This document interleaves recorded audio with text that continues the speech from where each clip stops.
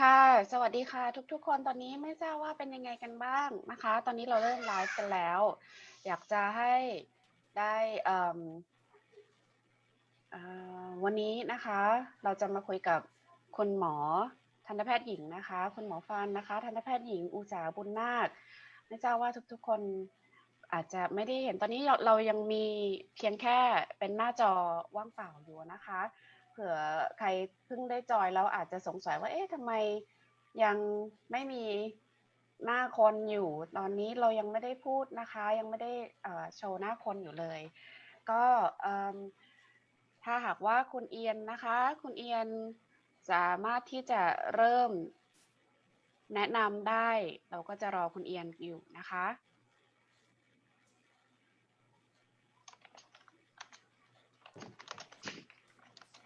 โอเคครับสวัสดีครับ Good afternoon ครับผมโอเคงั้นเดี๋ยวเราจะเริ่มโปรแกรมกันเลยนะครับวันนี้แต่วันนี้โปรแกรมเราจะเป็นภาษาอังกฤษนะครับผมก็จะพยายามจะอาจจะพูดช้าๆแล้วกันจะให้ทุกคนได้เข้าใจนะครับWe want to make sure that we cover all the audience for both Thai English and Thai speaking and English speaking as well. So good afternoon for those in the East Coast and good morning for our friends in the West Coast. Welcome to our very first episode of the Thai American Leadership Series.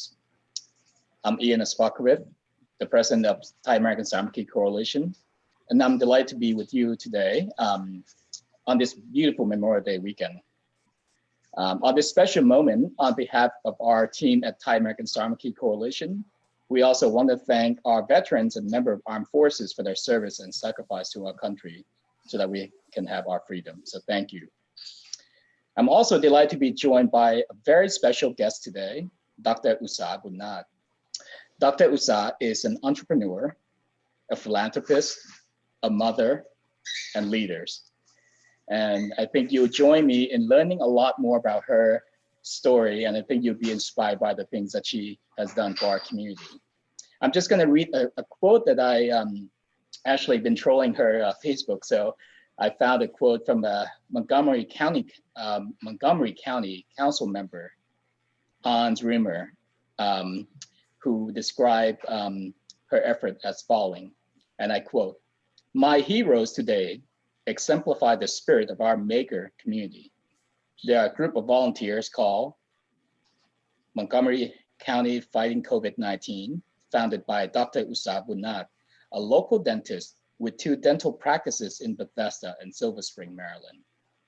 From student as young as 10 years old to high school students from Blair, Walter Johnson, from local college students to those far away in college in New York, from local dentists to Montgomery College professors, family across the area making face shield and mask 24/7.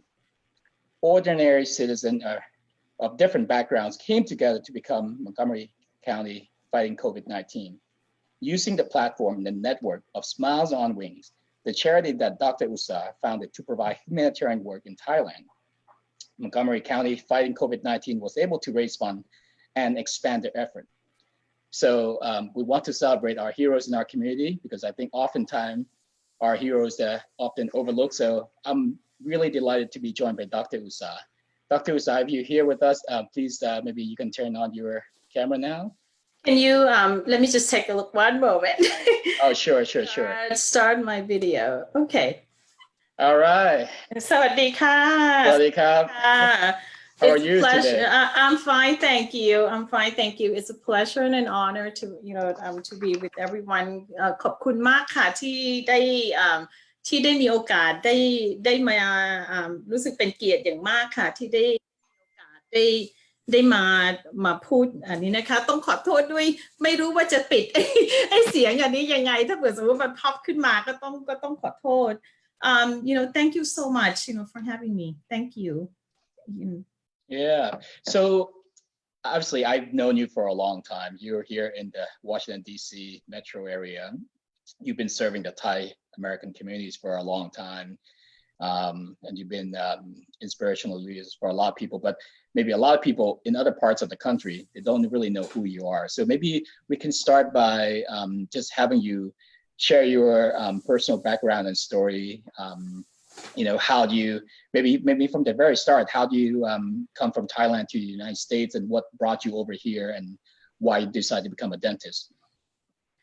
I came here in 1976. You know, my dad worked at the embassy and I came here, and after I graduated college, I just left home and didn't, you know, was just kind of set out on my own. You know, I was kind of like rebellious, you know, เป็นเด็กดื้อ ก็เลยอะไรคะก็เลยได้ออกจากบ้านมา and then I end up end up working in a dental office. You know, I gave up dental. You know, I was supposed to go to medical school. But I think, you know, so sometimes, you know, things happen in your life. It just kind of like set you on to do, you know, finding a different path. And I end up working in a dental office. And, you know, then that's where I found my passions. And I really love, you know, dentistry. And then you know, I had, you know, I got married, I had, you know, children. So I did things, you know, the harder way. So I went, you know, I started going to Montgomery College to, you know, to get my community, you know, to my degree. And I think, you know, a lot of immigrants like myself, like, you know, a lot of us, you know, coming here, we really didn't have the money to be going to school. And then we dream of going to college. So sometimes going to community college was like, you know, was the answer, and it's still, you know, the answer. So, and afterward, I end up, you know, you know, going to dental school after going to school part-time. And I apologize, I don't know how to turn off this sound, but you know, so you know, after that I went back to you know, I went to school. So I was an older student. So I started dental school with, you know, with 2 small children. And you know, and that was kind of like unheard of. And my husband was a mechanic, so we're typical, you know, immigrant family, you know, working hard and struggling to follow a dream. So you know, but we were lucky that we worked hard, and I worked hard, and I was a good student. I was a great student, actually. I finished dental school in 3.5 years. You know, it was 4 years, but I was, you know, I finished it, and then you know, and I graduated at 32. So you know, so and then with my, you know, and then with my 2 boys, and then I started my own dental practice. And you know, and because I always wanted to do something for myself. So back then, you know, again, a new dentist, not having any money, you know, I mean, I think it's resonate with a lot of the immigrants, right? You want to do something, you want to follow your dream, you want to do something for yourself and for your family. You don't have money. Yeah. So, you know, so you kind of like trying to figure out how to do the right thing, but how to, you know, how to start the business. So I ended up just, you know, my mother-in-law, you know,คุณแม่พงพันธ์, she was so kind, you know, she gave me her credit card with $10,000 in her, you know, in the credit card. And that credit card has been the lifesaver. So I was able to, you know, and then with I'm a hustler. I guess I had to just get away. If I like to, you know, if I can't do things in one way, I have to do things, you know, differently. So you don't take no for answer. No. I just have, you know, and I just have to keep, you know, the persistence and keep going and doing it. So I was able to start, you know, to open my own practice, you know, from scratch, you know, in 1996, and that has, you know, so now. You know, now I have 2 dental practices.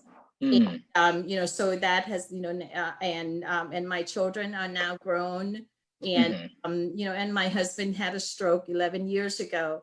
So again, you know, he was left paralyzed on one side of his body, and I didn't take no for the answer again. I kept him alive. I got him back to, you know, to walking, but he still needs, you know, 24/7 care. So, so that's kind of like, now that my children are grown, they have their own lives. I don't have any grandchildren, but, I can still find like there's still something else out there for me to do.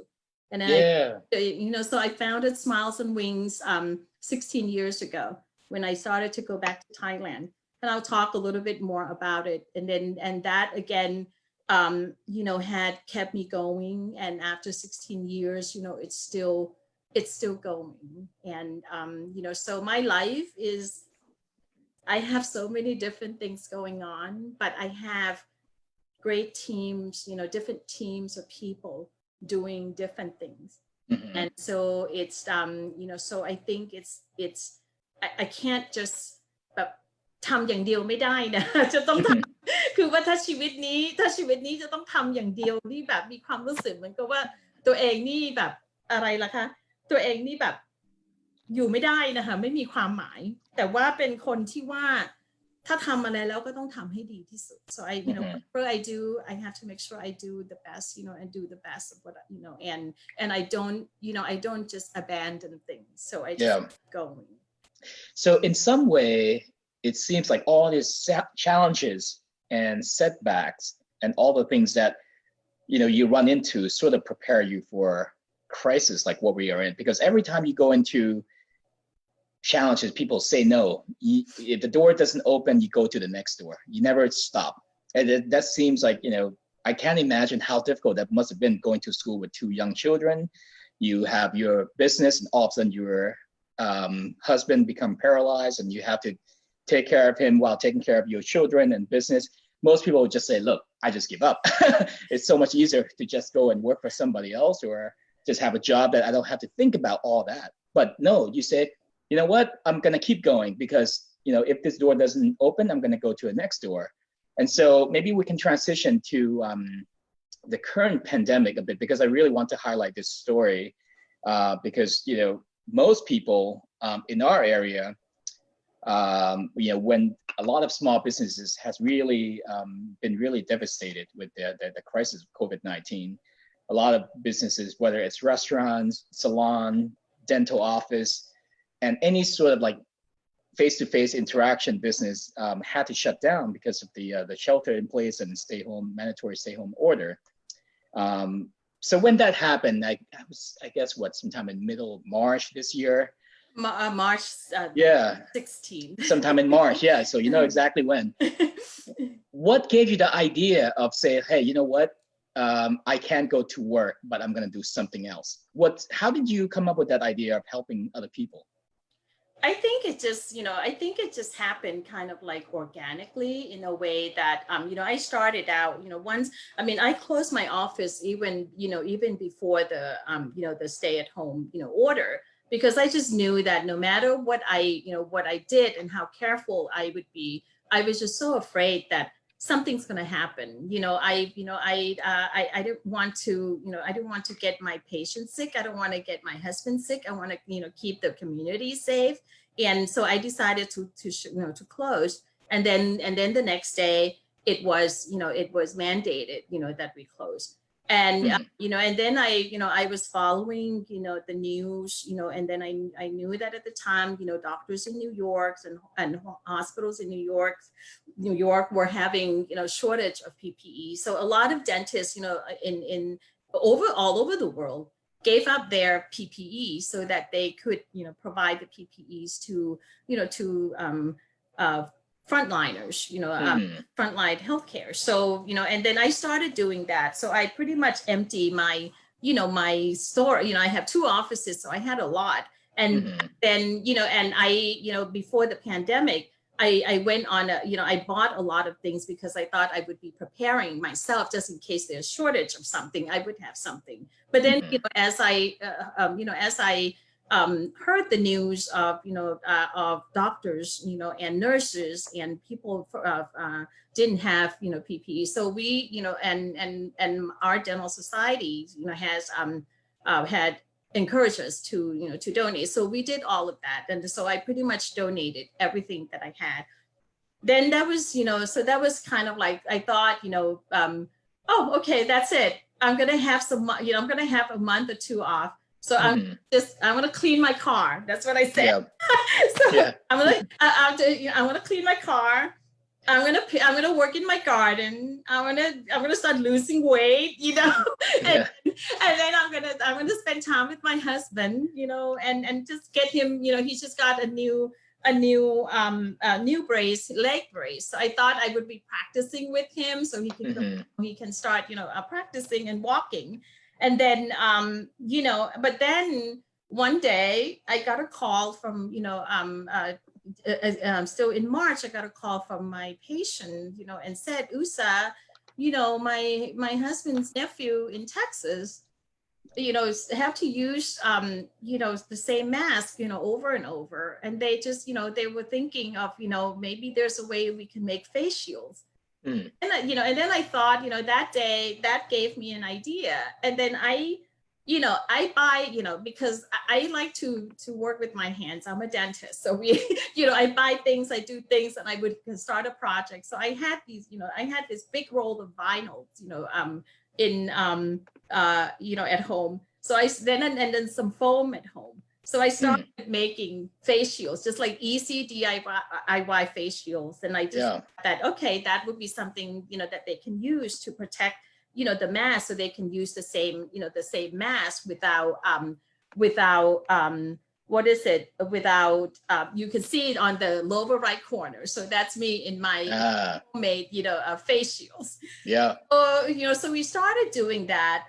And then you know, and then I thought of, you know, how I could, you know, then I heard of someone in Massachusetts, you know, doing 3D printing, you know, so the Bunnag, you know, industry, that's what, you know, the name, the husband and wife. So they had all these 3D printers going on in, you know, in the house.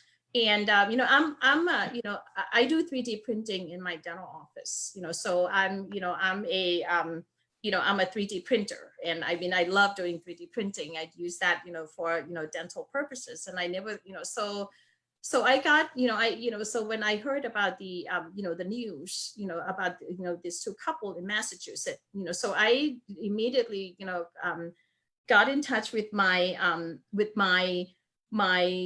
intern, my high school intern. I have, you know, many interns working with me. So that's the, you know, that's the key. So I got the intern. So I said, you know, let's start, you know, his name is Anton. I said, Anton, let's start making face shields. So he and I, you know, as you know, everybody was at home, we started, you know, doing 3D printing. If you go back to the other cat, you know, that one. And then as I started doing the 3D printing, you know, in my office, I ended up, you know, someone, a friend of mine gave me the another printer.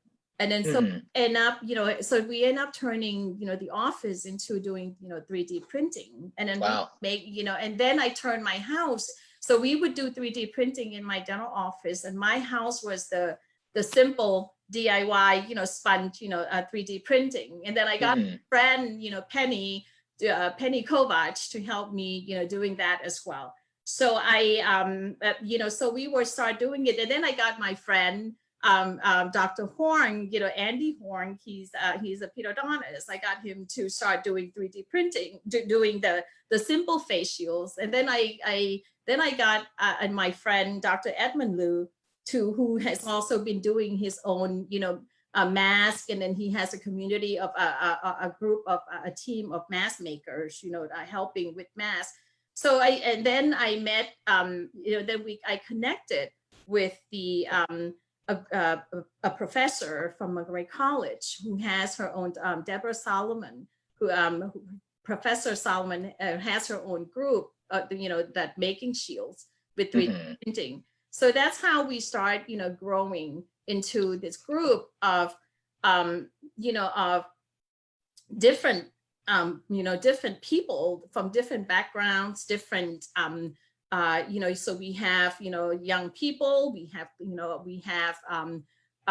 you know, old people like me, and then we have, you know, and then you know, then we started thinking, you know, I started thinking that for us to be effective in doing what we're doing, we need to be a little bit more organized so that we don't end up, like, so we need to know, first we need to know whom we're going to donate our items to.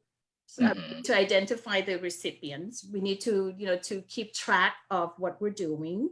We need to know, the effect that we have. So, so we need to know the impact, so I think that's when I started drawing on my Smiles on Wings, experience, the nonprofit experience.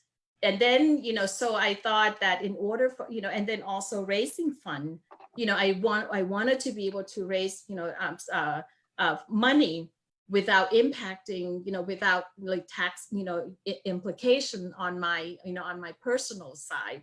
And then I want to pay, the donors to be able to have, tax deductible, and then they would feel comfortable that the money is going to a nonprofit, organization. So, so I try to, so what I did was I end up, reaching out to my board members, and ask them if we can do something in a way to use Smiles on Wings platform to help raise fund, and also to, to help with social media, and also to use our network. We already have a network of, of donors, of people that, that have, follow us. And also the most important thing is the interns. In order to do something like this, you can't really do, you can't really do it yourself. It takes a lot to be able to, we can produce, I can produce, I can make all of this, but we need to have a network of people, of volunteers to help.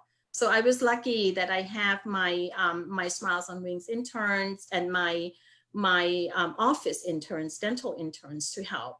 So my assistant, so and then one of our volunteers, Paul, worked with Jorge, my intern, to get the get the Facebook page going, get the the website going, and then so all of a sudden I have this big group of volunteers, to help me, to help, and then so we became, MoCo MD fighting COVID-19, and then we could start, raising funding, for that, and then I connected with some of the people that I knew. I was in a leadership Montgomery class, 2007, and I reached out to my, the founder and the past executive, director, Esther Newman. And then I, and said, Esther, I need help. What do you, how can you help identify, the recipients, and how I can help connect me to the people that I know, and and then so she connected me with, with different people, and I also reached out to my leadership Montgomery class. Then that also had helped me, helped me a lot, because I think the network and the connection that I had enable us, our whole team, to be able to do something in a bigger, scale, and helping more people. And we have, and with, and I think, for me, Ian, my experience with doing the tsunami relief effort in Thailand had taught me a lot, in how, in a situation like this, in a crisis, and in, in a crisis like this, how I can, how we can help, how we can be effective in doing this, and how, so the experience helped me a lot. บางครั้งนะคะบางครั้งถ้าเราแบบทำอะไรเนี่ยบางทีเราก็ต้องแบบไอ้ประสบการณ์ที่เราได้มามันก็จะช่วยให้เราได้แบบว่าเกิดมาทำอันนี้ได้ก็ไม่ได้คิดว่าตัวเองจะสามารถที่จะทำได้นะคะแต่ว่าก็แบบก็กลัวเหมือนกัน I was afraid that oh my gosh what am I doing I should just go home and I did what I was supposed to do and maybe I should just like stop and not worry about it, but I just couldn't. Heard a friend, one of my friends' daughter-in-law in Connecticut, had to wear bandana to work. Mhm. And I Mhm. knew that I knew that there's something that I could do, so it's not just, the face shield, so it became the mask. And then I got calls, from, I connected with some, with Jenny Lee in, that it takes care of the, the nursing homes. And you start Mhm. hearing, stories about, about nursing homes, being, having no, the nurses and the aides, the assistants have no PPEs. And then how can you take care of the patients, Yeah. with the correct PPE? So that's when we started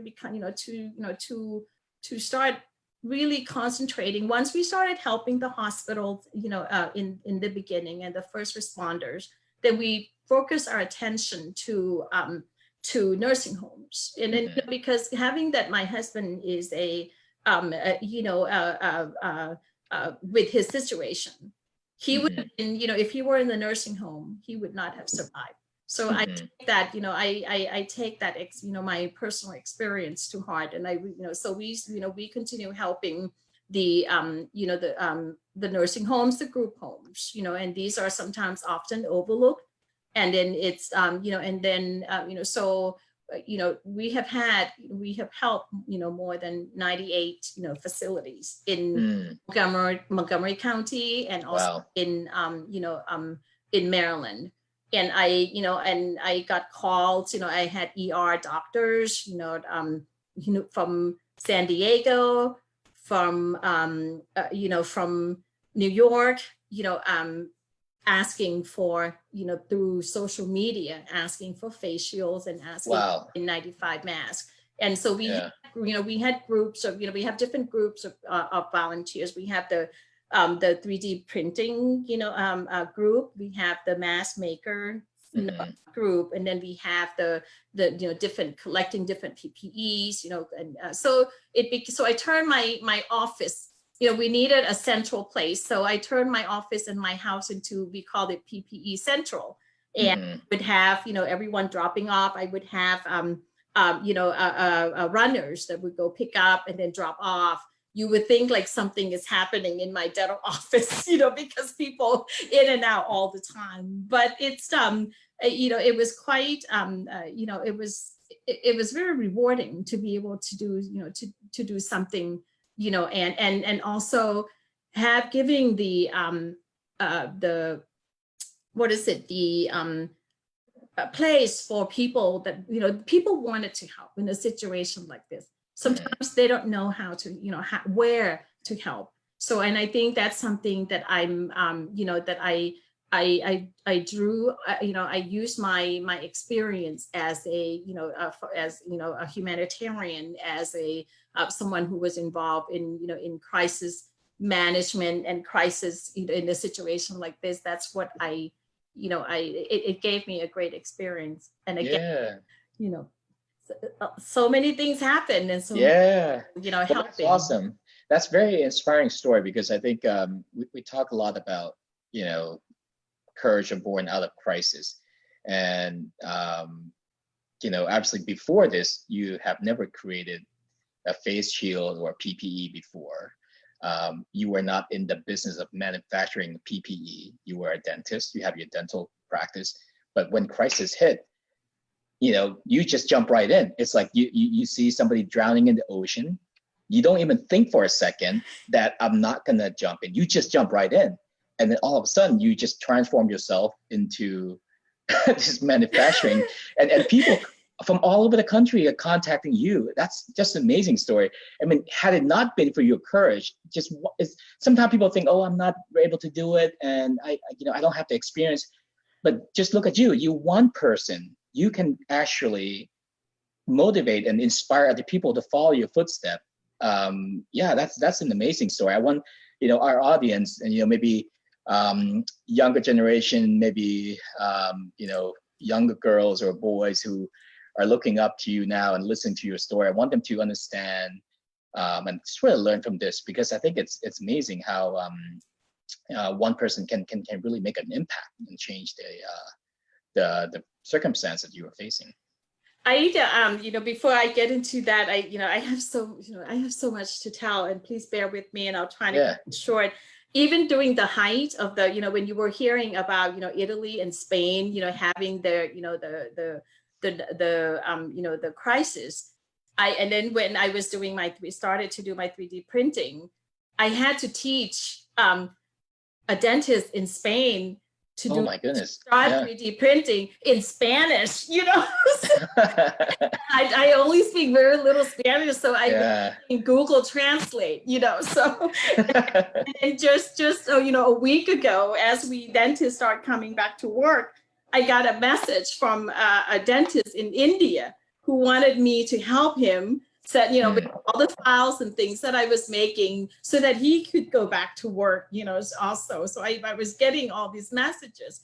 So, you talk about, when you talk about, how I think, for me, you talk about something that is so, it's not to be afraid, and be proactive in taking the action, because sometimes, you want to do something, but, I think, for me, I'm kind of like, I let my heart, guide me in the things that I have done. Like, I left home, when I was 18, and as an Asian girl, that was like a no, so, so I did that. And I think that's something that I kind of feel that it's just, it's within me. But I think with you, you have to just believe, that you can do it. No matter what happens, you will have, you will have the circumstances that's going to take you, the ups and downs of life, the ebbs and flow that we have in our lives. You cannot, escape it. So you have to just learn how to to be able to deal with the situation. I am lucky that I'm Buddhist, and I had great teachers to teach me meditations and mindfulness. Ajahn Ari, Berrigan, he was my, my master. I study, Buddhism extensively. It's just, so I know, those are things, Luang Po Cha, Ajahn Cha, Tan Puttha Thát, these are all the teachings that we have. So for, I think what you have to do is, as a leader, or I mean, like for the young people, you have, just believe in it, believe that you can do it, and the courage that, that you have, and then it will take you to another step. And then don't, and be proactive and take the action, and keep things simple. And, and if mistakes happen, it will happen. If you don't make mistake, it means you never try. So, that's a very important point. I think a lot of people think that, okay, I'm going to start a business, or I'm going to start something and it's going to be a success. And sometimes it's not always the case. You have to stumble and fall, just like a baby learn how to walk. It just fall all over again until they start walking. And I'm sure, I've experienced that a lot myself, a lot of setbacks. But as long as you're not giving up, you just keep finding ways. Just during this PPE creation process, how long did it take you to perfect the design? Was it, many times? I'm still perfecting it, and then again, I'm a perfectionist, and I'm like a dentist tends to be like that. I would be working on, oh no, I don't like it, and then people would ask me like, oh, can you sell me this? I said, I'm still testing it. So, so I think that's something that, there's never. That takes me to the kind of like, you have to look at, there's never that, it keeps going. You just have to keep going. There's the road to success is always under construction. Right? Exactly, because you have to be innovative. You have to be able to figure out how to do things differently. And then and then you keep learning and you keep doing things better all the time. I'm 58 years old. I could have just said, like, you know what, especially after this pandemic, I could have just said, that's it. I don't want to go on. I'm done. I should just, take whatever money I have left, or sell whatever value I have for my practice, my 2 practices, and then just, just hang up. But you can. Life, life has so much to offer. And if you don't, if you stop doing it now, you can't, you cannot, you have to keep on living. This is the time, especially right now at this time, when you are, people, there are a lot of stumbling blocks for people. And then for you to be able to, get up from where you are now to go to the next level, it takes a lot of courage and a lot of hard work for you to get there, because, businesses are not going to make it, but you have to just keep believing, and then finding different ways that you to do things. And the one thing that you have to, that the young people should know is that you can't do it alone. You need to, you have to have team, you have to have people, advisors, you need to have people to help you, guide you, coach you through your journey of, leadership. I have had great coaches. I have had, I was fortunate that I was in the leadership Montgomery, class, and I have, had experience, have known different people that had helped me through my, my journey as, as a dentist, as a leader, and then in the nonprofit, world as well. Got it. So if you were to look back, for a role model of leaders that you aspire to, or somebody that you try to emulate or you try to learn from, who are some of your role models as leaders? I think, I have, this has always been my, for the non-Thai people, they would not understand. But as Thai, citizens, my role model when I was young was the Queen's, the Princess Mother. สมเด็จพระชนนี สมเด็จย่า Yeah, สมเด็จย่า and the King, King Bhumibol, ในหลวงพระเจ้ารัชกาลที่ 9. They have always been my, my role model in everything. When I, believe it or not, when I was young, I wanted to be, I wanted to grow up to do something, to work with them, to do something under their patronage. So they have always been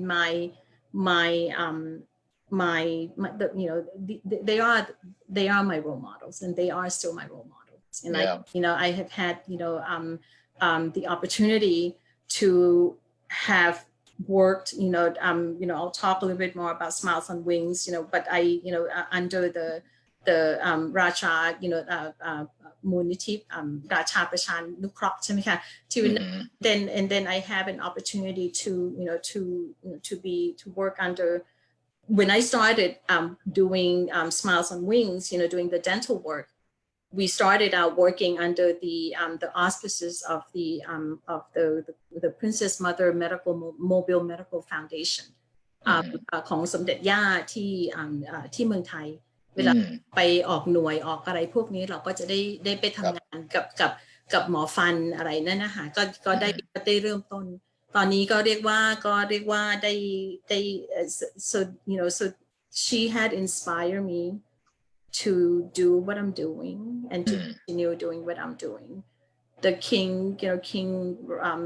Bhumibol, with his teaching, with his เศรษฐกิจพอเพียง and how how he has lived his life was my inspiration, also to keep doing what I'm doing.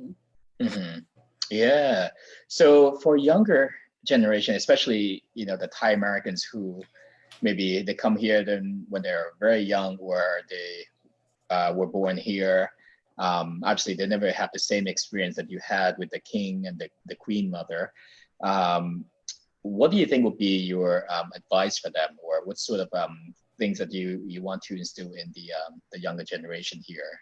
Who they should look up to, or how should they live their life?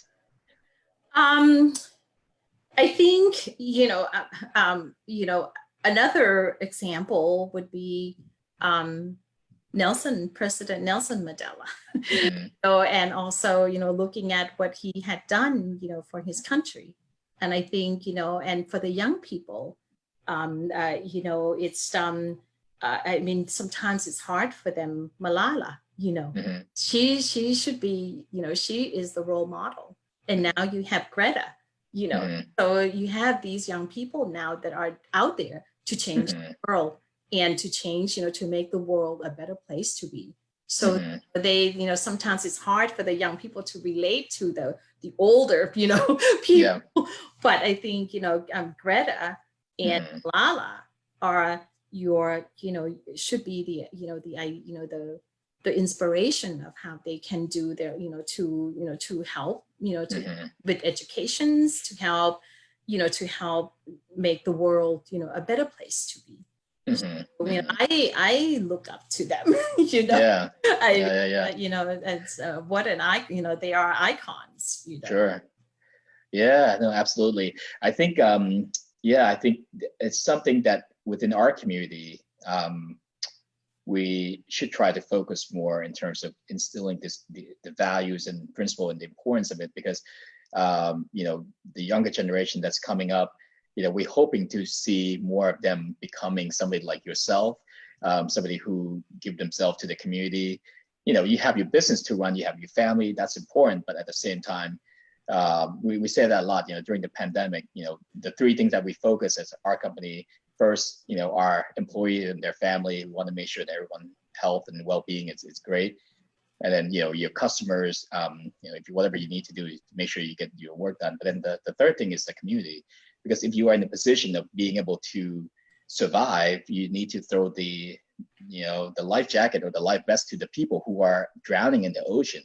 Because if you have the ability to do it and you're forgoing that, we're not creating a long-term sustainability within our community, because then you're going to have this big, gigantic gap between the have and the have-nots, and then you're not really going to have this cohesive community that we can all live in well together. You can't just have a few people do really well and the rest of us, not doing so well. And so it's really important that we foster this ideas and value to our younger generation.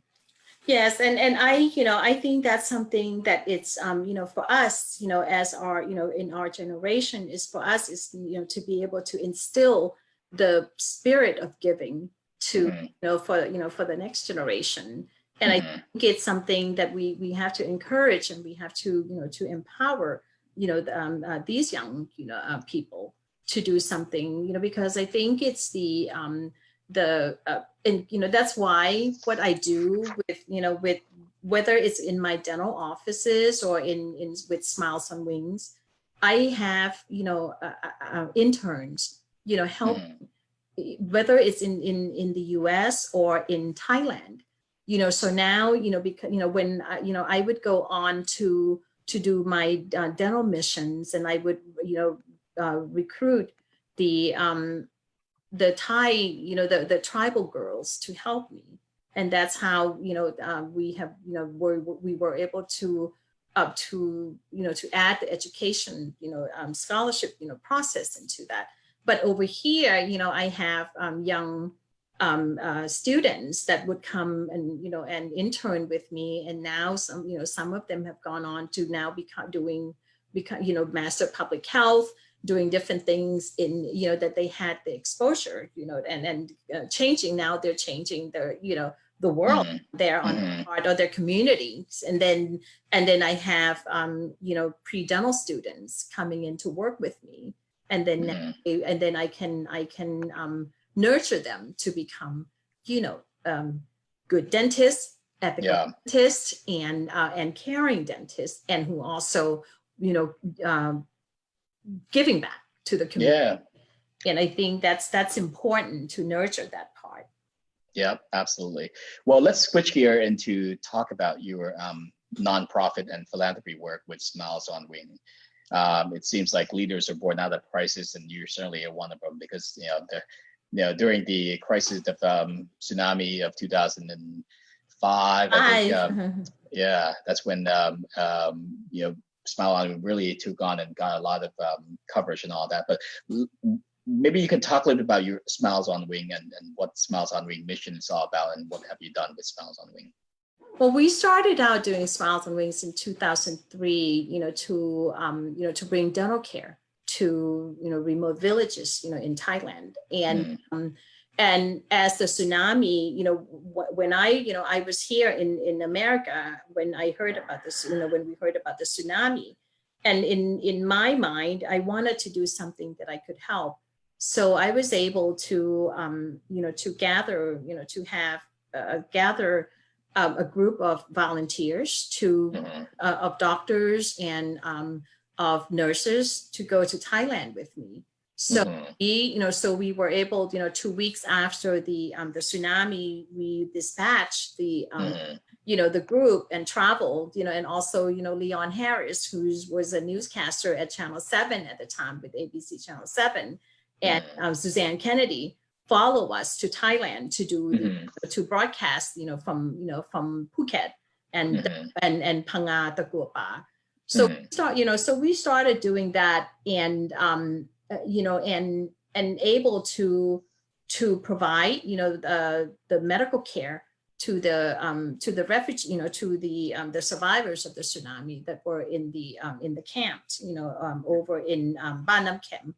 And, and so we were, so after that, we, we knew that, helping in time of crisis was good. When you talk about sustainability, talk about how we could, we could do, make something, instead of just, we help in, with medical care, but then we knew that a lot of the fishermen, they lost their boats, so they, so they didn't have, boats. So we end up buying, some boats for the fishermen. And then we end up, and then we kind of thought that that would be the end of what, of our, the work in that area. Then it, then we kind of, I looked at how sometimes, when you do something like this, there were so many in a situation like this, there were so many people that wanted to help, and there were, lots of money coming in. But then again, not knowing how to help is, is important as well, Ian, because, you look at it is that people don't, you want to give and you want to help, but sometimes, doing too much is not a good thing. And then looking at, sustainability and longevity, is important as well. So we, so we decided to help like a smaller group of fishermen, just gain back their livelihoods, get them back to go back fishing, to, bought them the boats, the nest, and different things that they can use so they can go back and, gain back their livelihood again. And then in 2009, I went back to work in the north, in the north, with in Masuri, in it's in Mae Hong Son province, and that's where we started out doing the dental mission. And then we in 2009, a month after my husband had his stroke, my husband had a massive stroke, to his brain, hemorrhage in his brain. I just a month after that, we got a big grant, our first grant from the American Dental Association Foundation, $20,000 to set up it was called post tsunami dental reconstruction project. So so that we were able, so we went back, at the time again, how am I going to be able to carry out dental missions in Thailand when I have to, my husband was still in a coma, in the hospital. He was in the hospital for 2 months. So I, again, I didn't want to turn down $70,000, and I knew that with that $70,000, I could help so many people in, in Takuapa, in Khao Lak area. So I decided to, so I asked the ADA Foundation, I said, if I can just, give me a couple of days for me to think about. And then I decided that no matter what, this, there was a reason that, that we got the grant. So I decided to accept the grant. And then I just said, can I, carry out, this mission, the project, like in 6 months. And I didn't tell the ADA that my husband had a stroke. I was afraid. I was afraid they're gonna take the money away. Yeah. So anyway, I was it, and then I was supposed to go to Thailand. I think it was the March of 2010, and then we had that incident with the red shirt and the yellow shirt that the airports were closed. Yeah. So so we didn't go. So so it was good in a way, because it gave me an opportunity to just regroup and then figure out how I could do it. So actually I went back, I took it back. I went back to Thailand, after I got the grant in February. In January, I went to Thailand. 6 months after my husband had a stroke. I took him to Thailand with me in a wheelchair. Oh man. Not able to walk. I don't know how I did it. Yeah. But he was in a wheelchair. I had to come up with all these different, being creative and come up with different ways that I could help him. And I just have to tell him 14 hours, you cannot use the bathroom, Oh, gosh. but even if that, so I mean, it was, if somebody wants to learn about how to take care of a stroke patient in the airplane, I would be able to tell you. But long story short, I took him back to Thailand with me to carry out the project. That project alone 10 times. Yeah. And I think that's what kind of kept us, kept him pushing and kept me, pushing.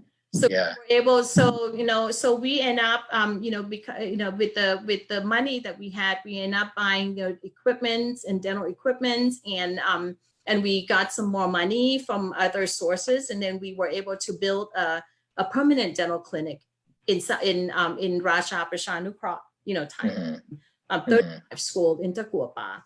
So so the clinic is still going on.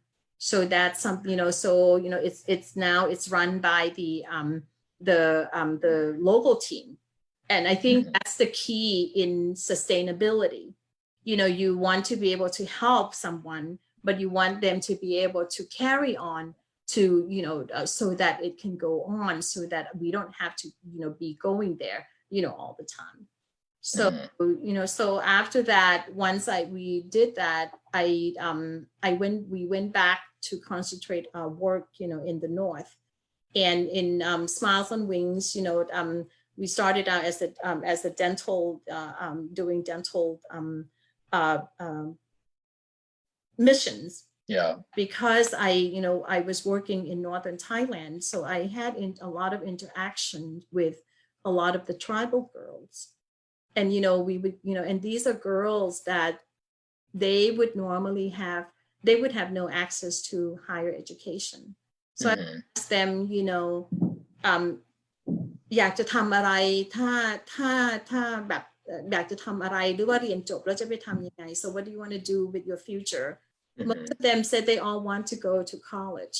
They all want to be, and not even just college, but just to go to high school. Some of them had to leave, the village to go to, to high school, and they want to be, payaban. They want to be nurses. They want to be teachers, and but they all just say they just, they don't have any money. It's only a dream. They don't think it's a dream. reality. And then I look back at myself, I dreamt that I wanted to do it too, and to be, if I didn't have the, the education, I would not be able to do what I'm doing. So that's when I kind of thought that, I wanted to do something, something more than just, dentistry.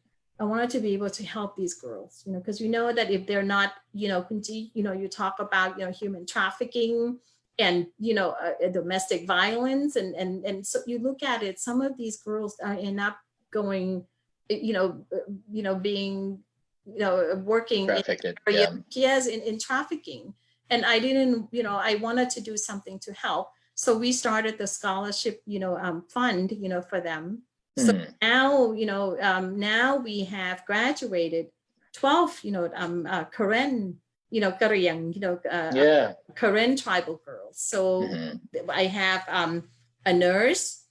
I have 5 health, community health officers, or in like Mo Anamai.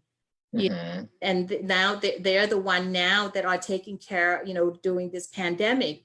They have been working tirelessly, taking care of their villages, and also, screening and making sure that everyone is staying healthy, and then the education that they have been providing to help, even just the simple hand washings. That's something that's so important.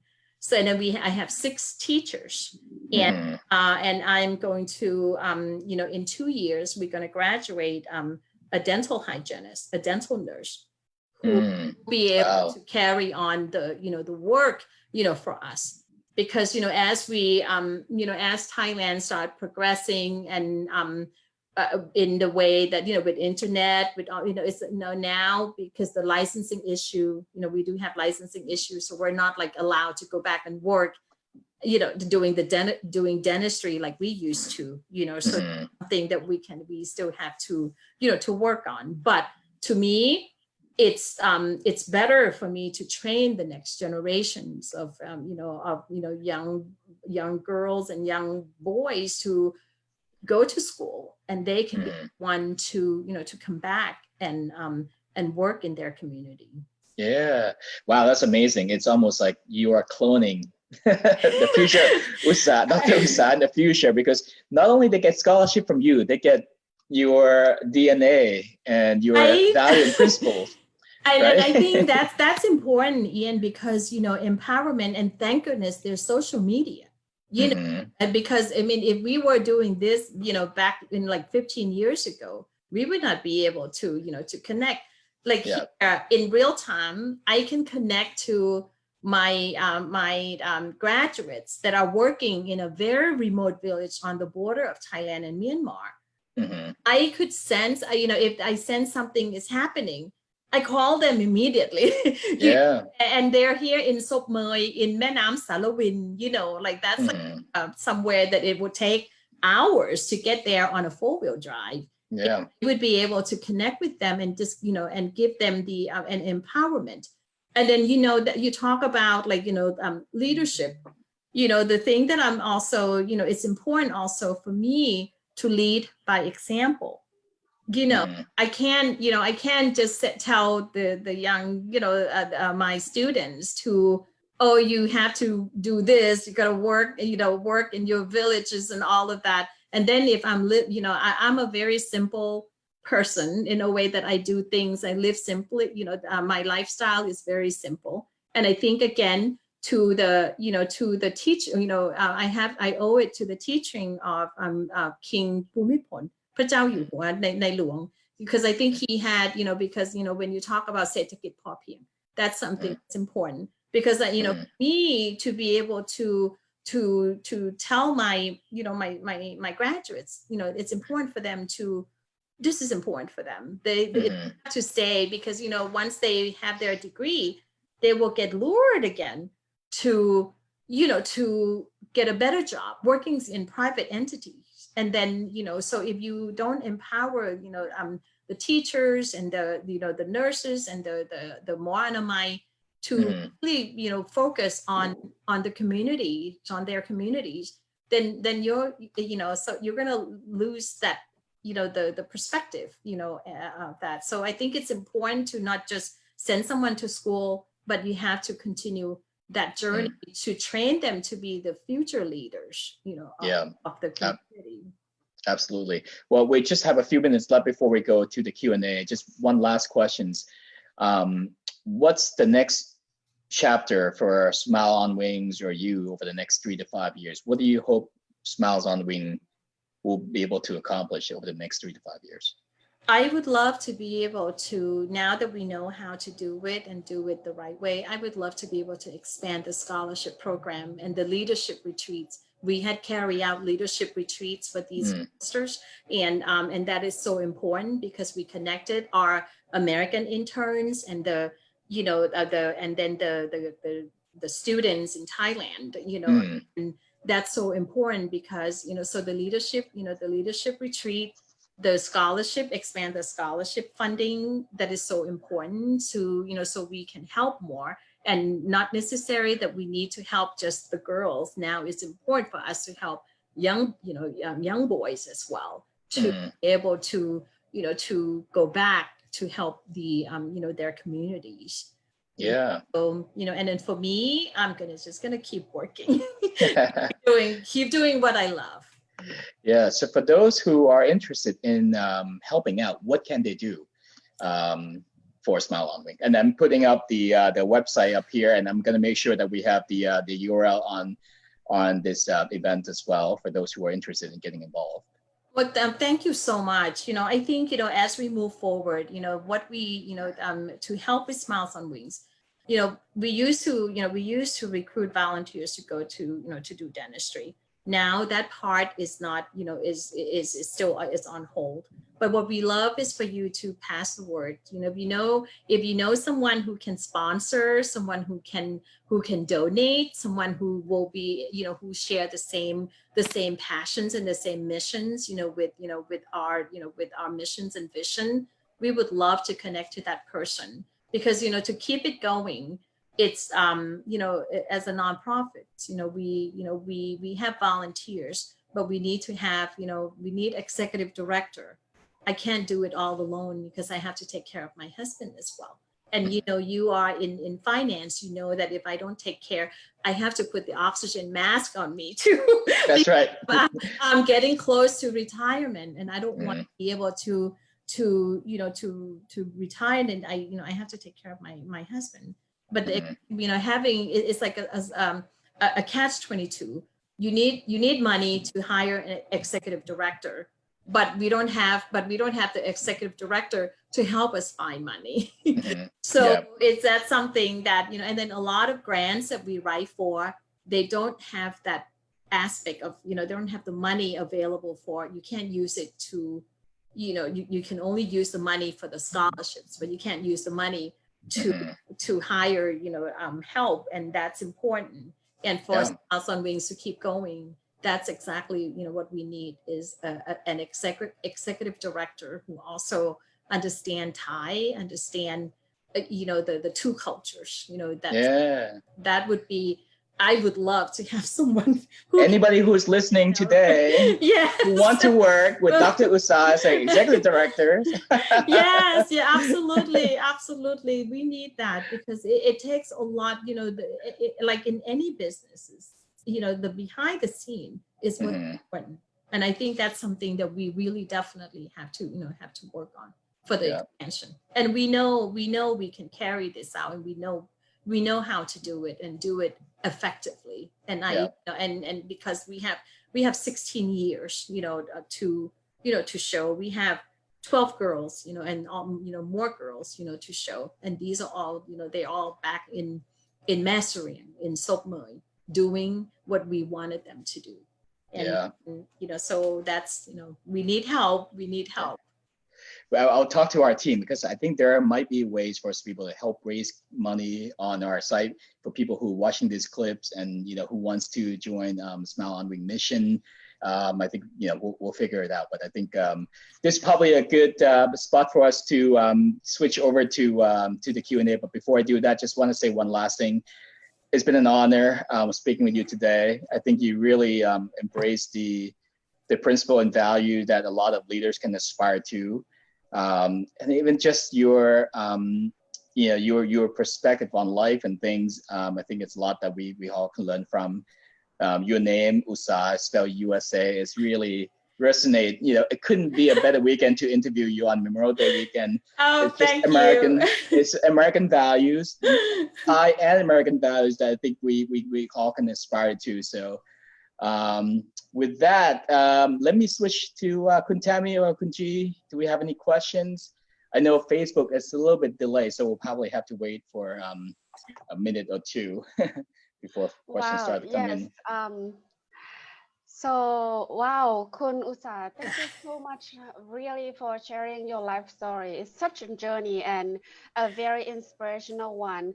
My question to you is with so many things that happens, and I know you mentioned your role models and the drive that kept you on going with everything that's going on in your life in so many angles. So what are the most like when I asked you and then you can think of it right away, what is the most difficult things or obstacle, the biggest obstacle that you had faced in your life, in when you look back and coming to be who you are and with your foundation and everything that you are right now? I think, if I can think of it right away, I think it would be my husband's, stroke, because, that was when it was at the time that, it was in 2009.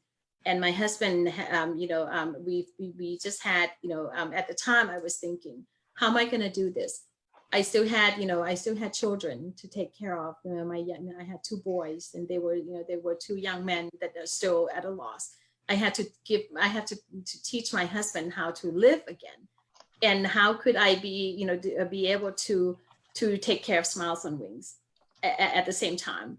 At that time, I had a young lady, my first scholarship recipient, already in college, and if I had stopped at the time, then she would have to leave school.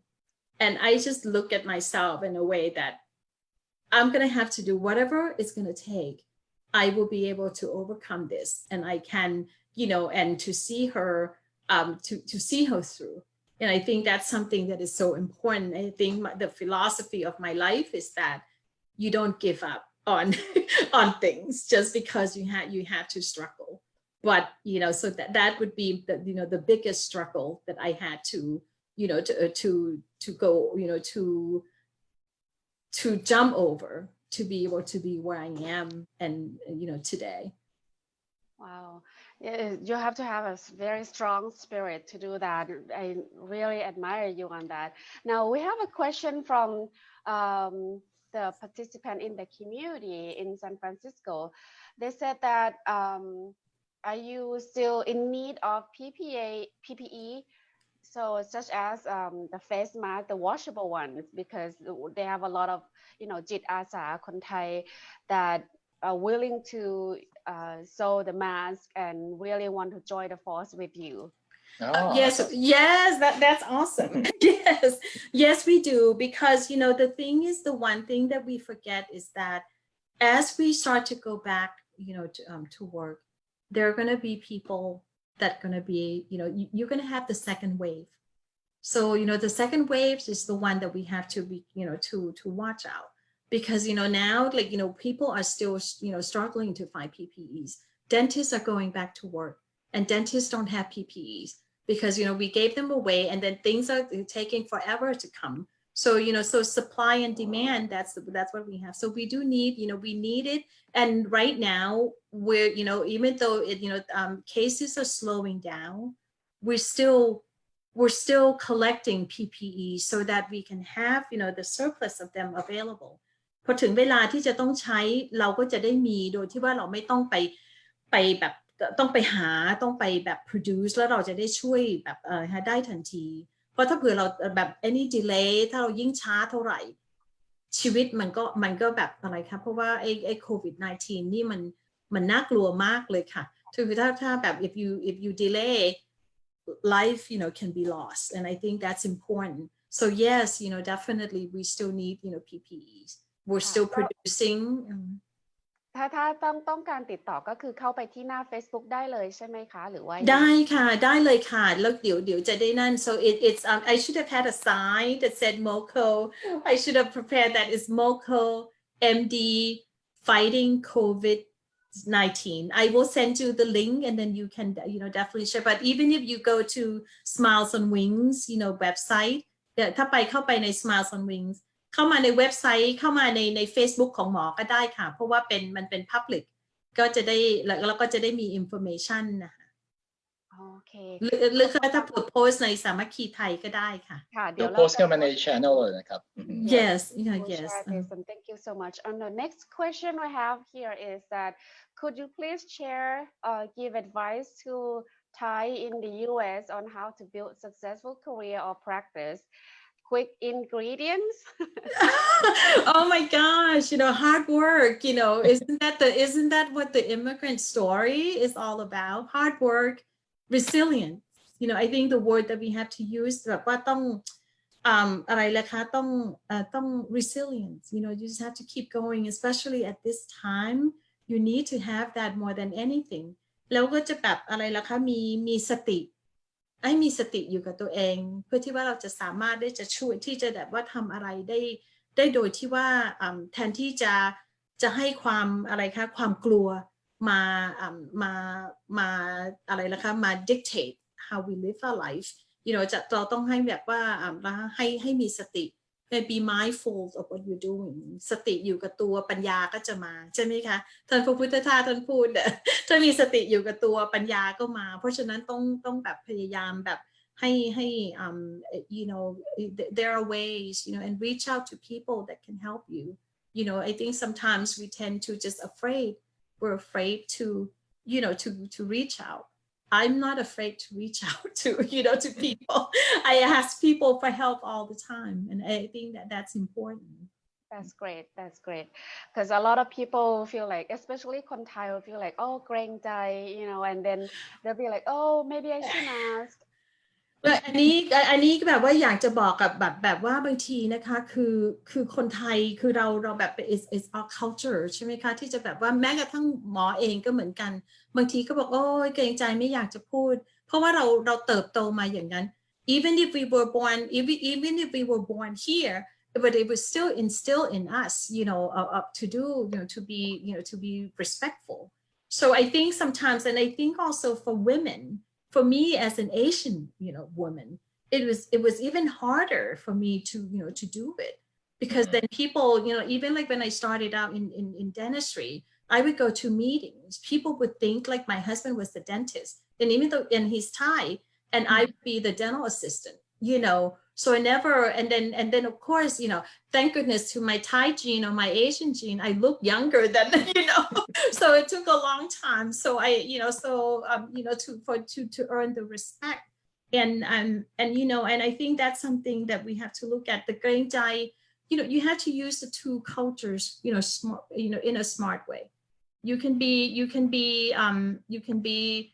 assertive, but you can also be gentle, you can be kind, and you can be you can have compassion to to do what you're doing, but don't let again just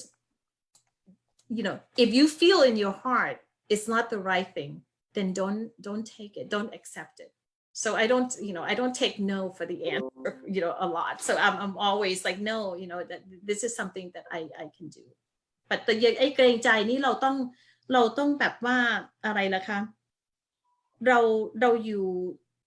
ราสามารถที่เราจะใช้ voice ที่เราจะสามารถที่ว่าจะนั่นได้ไม่ต้องดูตัวอย่าง Senator Tammy Duckworth look what she has done in she was able to bring in a plane load of PPEs to ใช่ไหมคะที่ว่าเพราะว่าbecause she look she survived the Iraq war and she lost her legs but she became someone that's someone that I talk about heroes she's I think it's look at her for the example for as an example as well.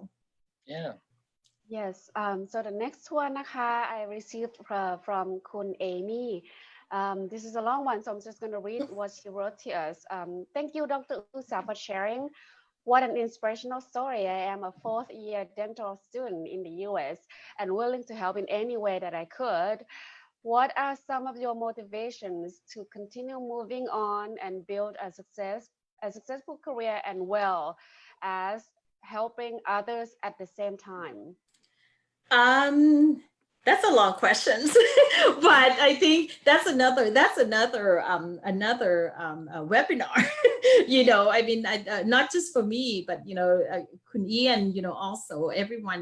I think that's something maybe for Samaki Thai in the future. That would be something that we can do. Amy, I think it's so important to to keep your focus. And I think it's something that you have to have, you have to have courage to do what you want to do. You have to have passion. Passion is important, and you have to have humility. Being humble is also important. And, but be clear in what you want, and have your, and plan, and have your vision, and plan to, to that. So I think it's, when you talk about, have the end in mind, the one of the 7 steps of, Stephen Covey is, have the end in mind. So that's something that you have to, to look at, because that's what you can work towards. And then, when you do that, then you have your vision, and you can be decisive in about what how you're going to execute it. And I think that's important. And always continue learning. You learn from everybody. Everyone around you can be your teacher, good or bad. And then what you do is, from there, you take it into your own, you make it your own, and then you can definitely grow, forever and ever. And, as long as my philosophy is that as long as you are still breathing, you just have to keep learning. Yeah. I have a quick question for you, Dr. Usa. A lot of men don't are afraid of asking this kind of question, but what do you think the difference between the women's leader versus men leaders? Because I really appreciate women's leadership when it comes to risk management. Women have really good intuition when it comes to managing risk, or seeing the dangers ahead without even getting there yet. My wife is my business partners, and I have great respect for her, and then my team members, a lot of women who really got me out of trouble a lot. And the men who are listening, if you don't believe it, you can just ask how many times when your wife tells you, "See, I told you so." What do you think makes what are the things that maybe men can learn from women in terms of leadership and managing risk? Oh, I think that's a tough question, to answer. I mean, I think for us, as women, I hope I can answer it. But I think it's something, I'm not sure, and you can tell me if I'm right or if I'm wrong. I think sometimes, just step back and think a little bit about what I think we, men are from Mars and the women are from Venus. So we have the softer side of us that kind of the motherly side of us that we can, we can draw upon. And I think that's something that we tend to look at things, differently. And I think it's something that,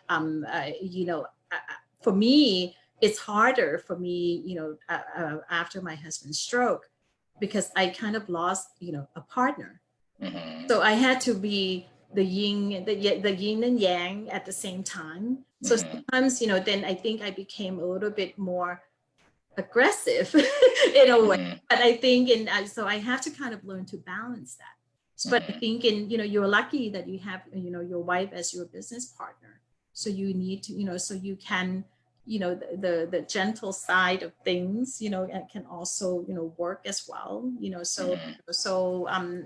I think I think we have the intuition, within us to be able to do something that will, that can help the, gosh, I'm trying to kind of I lost, in a way that we trust our intuitions. And I think it's important for us to, to keep that. I hope I answered that question. Yeah, no, I think it's a lot of time when I see an organization that's just full of male who think the same, everyone is surrounded by people who think the same, they tend to miss their blind spot. You're driving on the road and you don't see your blind spot. When you have a diversity of mind, or could be gender diversity, could be, other diversity, other people can help, you avoiding blind spot, because sometimes you're not seeing it. And exactly. Hello, how can you not see that? Exactly. And I think that's why, and again, I think as a leader, you have to listen to, to other voices as well. Can't just say that you are right and you're going to do it this way. So, that's important, because for me, I have young people, I have, different diverse, I have a very diverse group. So that's why it's important not to surround yourself with not just like my people, but someone that can bring something to the table to contribute to this. So for me to be, for us to have a success, to execute execute the missions for PP, for MOCO MD fighting COVID-19, we had different teams of people.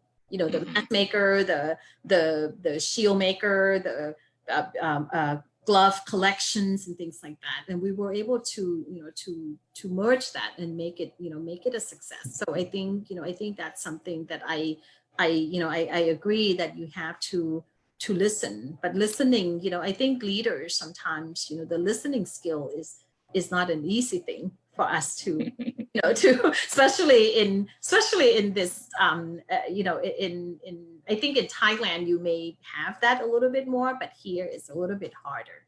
But I mean it's the listening skill is important.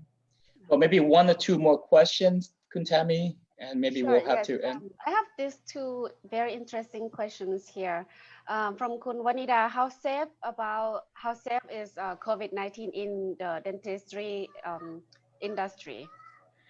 Right now, a lot of people are just start coming back to work, and we have to to get our offices ready, and it takes a lot of effort and a lot of preparation.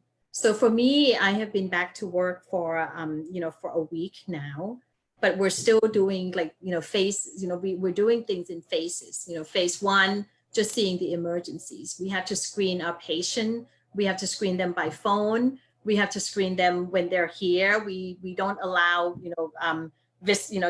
they have to, only the patient will come into the office. We will take their temperature. We will take their pulse.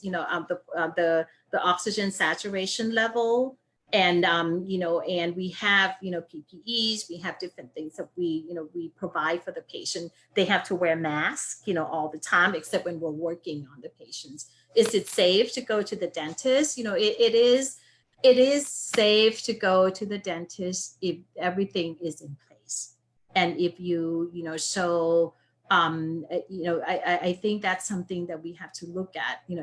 Having everything in place is the key. It's the key. Okay. Okay, thank you. The last question here before we close this, can you please give advice to care for your teeth health, your dental health during this time? Well, simple thing, brush and floss. And go to the dentist. Now we are backlogged in what we I'm catching up on a lot of the people. We're 2 months behind so we're still trying to get everyone back on the schedule. But brushing and flossing is so important, and make sure that you brush twice a day and you floss once a day. All right. With that, please join me in thanking Dr. Usa for being our honored guest today. We're certainly delighted to have you, and we hope that our audience can learn a lot from your leadership and also your principle and values. Thank you so much for having me. Thank you. Thank you so much. Thank you.